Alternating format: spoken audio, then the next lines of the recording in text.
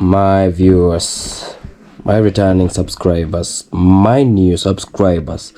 I want you to feel much welcomed on board.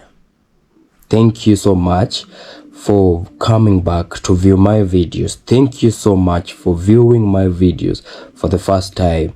I hope you find them to be of your interest and that they give us some knowledge on everything that's happening around the world. I want you to join me in this journey of uncovering what you might have missed all across the world. So guys, with me today I have this video of Umar Johnson. Dr. Umar Johnson. We've known him for speaking out about these puppet leaders that we have in power, and also he's known for revealing what the government might be hiding from its people. So guys, let's watch this video and then I'll be back with more comments. And what's going on in Jamaica?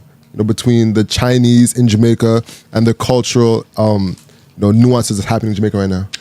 I just got invited by IRE FM to keynote the Marcus Garvey celebration in Ocho Rios.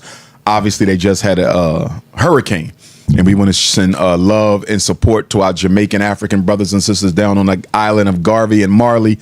We hope all goes well, that there's a speedy recovery and reconstruction. And I'm hoping I get to make it down there because I have Costa Rica on the 16th and 17th. Jamaica wants 3 days, but I already gave Costa Rica the 16th and 17th for Garvey. So I'm waiting on Jamaica to see if they can just do the 1 day or we can table it and I can do all 3 days next year, God willing. But I've been to Jamaica several times. Obviously, it's my #1 support island in the Caribbean. It's like a second home to me. I don't like the way in which the Jamaican government has allowed the Chinese to come in and take over. I believe they own the major port there. I believe that the Jamaican government has given them lands in exchange for services. I believe they built at least 1 hospital there, a couple of schools. They had constructed a north-south highway or northwest highway that connects one part of the island to the other, so you don't have to drive all the way around to get there, which was necessary. But from what I read, in exchange for them building the highway, the Jamaican government has allowed them to keep, I believe, nearly all of the toll fees on that highway for a certain amount of years. We're giving up too much to get too little. And what bothers me the most about Jamaica, they are the most Pan-Africanist and the most unapologetic of the Caribbean islands. And so if China can take Jamaica, taking the rest of the Caribbean won't be that difficult. That breeze. It's almost like with the migrant crisis in America. Once they take Chicago and New York, the rest of Black America doesn't stand a chance. So I'm hoping that, the Jamaican government begins to look in another direction, because this dependency on China is going to turn China into the global empire. To be honest, they pretty much are. When you look at the incursions in Africa, you look at the incursions in the Caribbean, you look at the incursions in Central and South America, for the most part, China is the superpower of the world. Yeah. The Europeans are hanging on by a strand.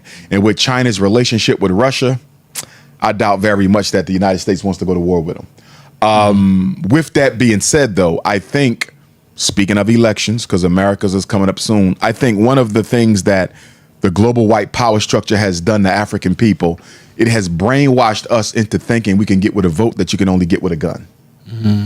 Black people have been brainwashed into thinking that democracy can replace war, and it can't. Nothing that you need for liberation you will ever get through a vote. I don't care if you live in Toronto, Montreal. I don't care if you live in Jamaica, Nigeria. I don't care if you live in Jersey, New York, Brazil, Barbados. What we need to do to get free will require bloodshed. We're not ready for it yet, but we're not even trying to prepare ourselves for it. If you think you're going to take back in peace what the white man spent 500 years taking in blood, you're living in a fairy tale. And one of the reasons that democracy is so effective of keeping Black people in their place is they have manipulated us into thinking that you can literally vote your way out of oppression. You can't. There's going to have to be 2 revolutions. There's going to have to be a revolution to overthrow the Black bourgeoisie, the Kun Illuminati, That's number one. If we don't fight the fight with our own gatekeepers, ain't no need to fight the fight with the white man. Yeah. That's number one. You got to get rid of the gatekeepers globally. You got to get rid of them in Canada. You got to get rid of them in Africa. You got to get rid of them in the States. You got to get rid of them everywhere. Once you overthrow the global black bourgeoisie, then you go to war with the white power structure. Now, don't get me wrong. We ain't there yet. We got a lot of organizing to do. We got a lot of psychological reconstruction we got to do. We got a lot of institution building we got to do. We're not there yet. Military conflict is the final stage of revolution, never the first. Never the first. So we got other steps we need to take, but we still need to be conscious of the fact, whether it be us or our great grandkids, blood will have to be shed, not only for the redemption of Africa, but for the redemption of African people. Beautifully said. Going back into Jamaica real quick. So I'm Jamaican and I'm half Jamaican, half St. Vincent. Yes, sir. I identify mostly as Jamaican though. I ain't been to St. Vincent yet. Yeah. Toronto's black culture is Jamaican. Majority of it. Just right? like in London. Yeah, just like in London and similar to what New York was kind of back in the day. And what's your thoughts on Jamaica specifically as an island? And the reason why I want to ask you, the reason why I want to ask you is because I feel like you're so informed just about black people across the world. And I've been looking just more into myself lately and just wondering, like, how does such a small place impact the entire world so much?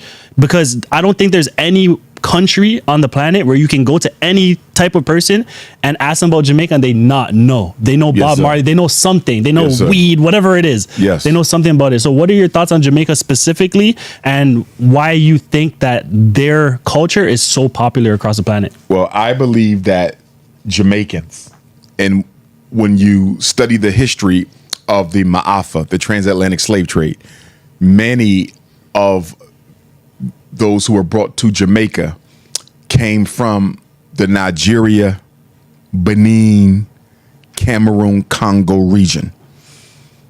That is a very unapologetic fight to the death region. Some of the ethnic kingdoms in that region, the white man didn't even want to enslave them because it was too difficult to break them. Jamaicans still have that spirit. They are indomitable as a people. It's no coincidence that it was a Jamaican bookman who went to Haiti and led the Haitian Revolution. You understand? When you look at Nani, when you look at Cujo and Akangpong and all those revolutionary Jamaicans, it's no coincidence that they had so many revolutionaries on that island because they brought that African spirit that can never be broken. And if African people are going to be free geographically in the Caribbean or globally across the world, Jamaica will play a role in it. Just like when I go to Africa, I say it all the time. In order for Africa to be free, Nigeria will have to play a role in it because of their indomitable spirit. You can see that the Jamaicans and the Nigerians have the same blood. It's like, it's undeniable. So number one, that spirit of revolution.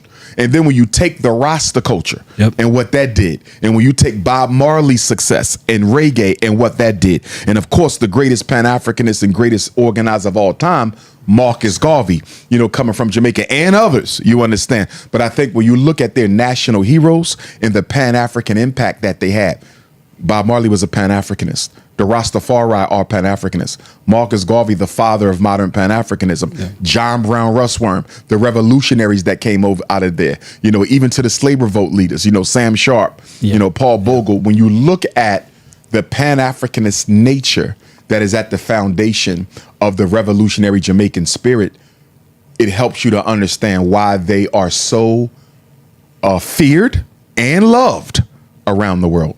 They're so unapologetic that when some people are trying to kick off revolutionary movements, if they're not sincere, they will screen for the Jamaicans. They want to make sure I don't have no Jamaicans in this, because I know when the Jamaicans come, they come to war. They come to fight. You don't invite the Jamaicans unless you're sincere. You understand? Because I would probably say per capita, there's some of the greatest revolutionaries that the race has ever produced. Wow. Thank you. I know the Jamaican people, especially in Toronto, are definitely going to appreciate that. Oh, yeah. for sure. And I think a lot of Jamaicans don't understand the gravity of what Marcus Garvey accomplished. Oh, for sure. You know, like, I don't think most Africans do, period. Yeah. Like how big the UNIA was. You were part of that, right? Yes, of course. I was Minister of Education. Yeah. So in Toronto for a long time, I don't know if it's still there. For a long time, the oldest continuously owned piece of Marcus Garvey real estate was in Toronto. They had a Liberty Hall there. There was an elder there. I met him many years ago, probably a decade ago. There was the two oldest pieces of property in the UNIA. If memory serves me correctly, when I was Minister of Education, we talked 2004, 2005, so that's 20 years ago. But at that time, the two oldest pieces of Marcus Garvey real estate was a Liberty Hall in Toronto, or Montreal, but I think it was Toronto, and the Liberty Hall in North Philadelphia, which still stands. How big is the UNI? I don't know the numbers now, because although I'm still a member of the Detroit division, I don't really participate as much as I used to, because there's a lot of internal dynamics there that I don't really want to be a part of, you know. But out of my love for Garvey and love for the UNIA and what it meant to African people, I do still belong and do my work through Detroit. I don't really know the numbers right now, but historically, at its height, ballpark though, like, I can't even guesstimate. Really? Yeah. Okay. Now the President General of the UNIA, he's based in New York City. You know, you could look him up, but historically, though, the Garvey movement had no less than 13 million that were accounted for at one time, by the way. That's 13 million at one time. It's the largest black organization in modern history. So, once again, welcome back. I believe you've all watched the video up to the end. Now, a lot of Haitians, and as I said, even we Africans and the people of Jamaica are really praying to Haiti that it regains its stability and that peace will win and will prevail in Haiti. Now guys, we've had talks about the gang leader in Haiti, who's Jimmy Barbecue. Some people say that he's a bad person just because of whatever things that's happening in Haiti. They are blaming Jimmy Barbecue for everything that's going on. Now, other people are saying that Jimmy Barbecue is only fighting for what belongs to the people of Haiti. They believe that he is fighting for the freedom of the people of Haiti from these corrupt leaders that we are having across the globe, and mostly for their country. People believe that Jimmy Barbecue is their chosen one to free them from these prisoners, these chains from their leaders, the people they voted into power. Now, also, all of them, they actually need, or rather, most of the people are asking for the government of Haiti and Jimmy Barbecue to have a dialogue. People are rooting for this government and the gang leader to have a dialogue. Now, we all know that in Haiti, it's not just one gang that's operating all around. It's not just one gang. We had claims that the gang, was it the G9? It's subdivided into different subgroups, and despite that, there are also other gangs whereby a lot of we were told in the last documentary that I did that we heard from one of the victims in Haiti talk of deaths of innocent lives, the civilians. The guy lost his 2 children, innocent. They were schooling. They were so innocent, but he lost them just because of, he said there was an exchange of gunfight between the gang that belonged to Jimmy Barbecue and another gang that was of an unknown identity. They say that when the bullet exchange was happening, the stray bullets caught up some of the innocent civilians from that village. His kids were killed when they were on their way to school. Innocent lives are being lost. Now, you tell me if Jimmy Barbecue is a bad guy or just a good guy fighting for what belongs to the people of Haiti. Now, we heard the Inspector General of the police in Haiti say that there can never ever be a dialogue between the government of Haiti and Jimmy Barbecue with his gang. Now, you tell me what that leads to, because people are really begging for the government and Jimmy Barbecue to have a truce, to have a dialogue and settle this. We all know that this war really takes back the country. It destabilizes the government and the country, and before Haiti to gain its stability, it will take them a lot of time, just as I mentioned earlier in my videos. Another thing, these are properties lost or rather damaged. Who's gonna pay for them? And my question is it true that there are some West countries that are involved into these, or rather into the ongoing war in Haiti? I'd love to hear from you. You tell me what you think. Tell me what you think is the reason, or rather what's gaslighting this war in Haiti.